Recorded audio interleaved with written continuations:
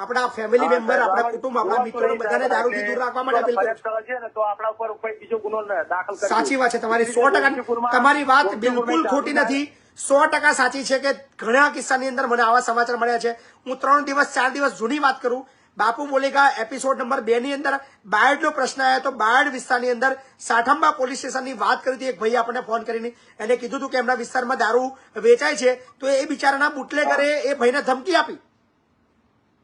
હા સાહેબ, ધમકી મળે તો એ ધમકીનો ઓડિયો પણ આપણી પાસે પહોંચ્યો છે અને આપણે ત્યાંના સ્થાનિક પોલીસ સ્ટેશનમાં મોકલ્યો છે અને કીધું છે કે આ ધમકીવાળા ઉઠાઈ લાવો. જોયું છે ગોમતીપુરમાં. પણ સારી વસ્તુ એ છે કે સાઠંબા પોલીસ સ્ટેશને રેડ કરી છે. ત્યાં બાપુની પોલેગા એપિસોડ નંબર 2 થી જે વાત આપણા સુધી પહોંચી હતી, સ્થાનિક પોલીસે ત્યાં જઈને રેડ કરીને ત્યાં અડ્ડા પર જઈને ઘણા લોકોને પકડ્યા છે. અસર થશે, કદાચ તમારો વિડીયો પણ છે વાયરલ થશે, કાલે આપણે બધી જગ્યાએ મોકલશો ને કદાચ સાણંદ વિસ્તારની અંદર તમને કંઈક સાંભળવા મળશે.